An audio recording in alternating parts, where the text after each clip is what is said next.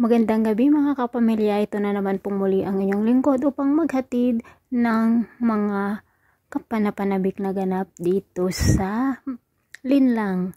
Dahilan nga po sa hindi na makayanan ni Sylvia ang mga ginagawa ni Alex sa kanya kung kaya't nakapagba siya na nga umalis sa kanilang bahay.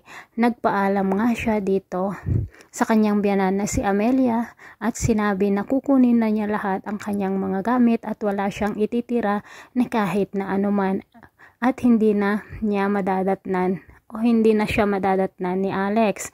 Nagmakaawa naman si Amelia na wag niyang ituloy ang kanyang balak na pag-alis at maawa siya kay Alex.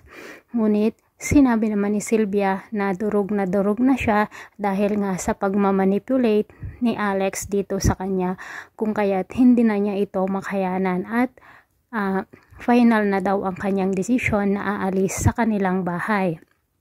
Dahil nga sa pangyayaring ito ay lalong madadagdagan ang galit ni Amelia dito sa kanyang anak na si Alex.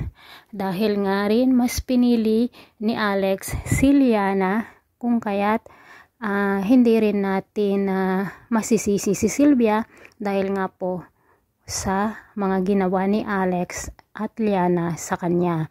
Dahil nga po mali naman po talaga yung pakikipagrelasyon sa taong may asawa na kung kaya't sa paglayo nga ni Sylvia ay mayroon siyang balak na maghiganti dito kina Alex at Liana para sa ganun nga ay mapabagsak si Alex at si Victor ay ganun rin po ang kanyang plano.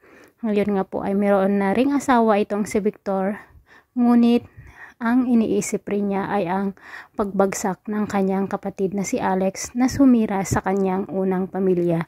Maraming salamat po sa panonood at talagang napakaganda po ang seryeng ito, Linlang. Bye bye, see you on my next video.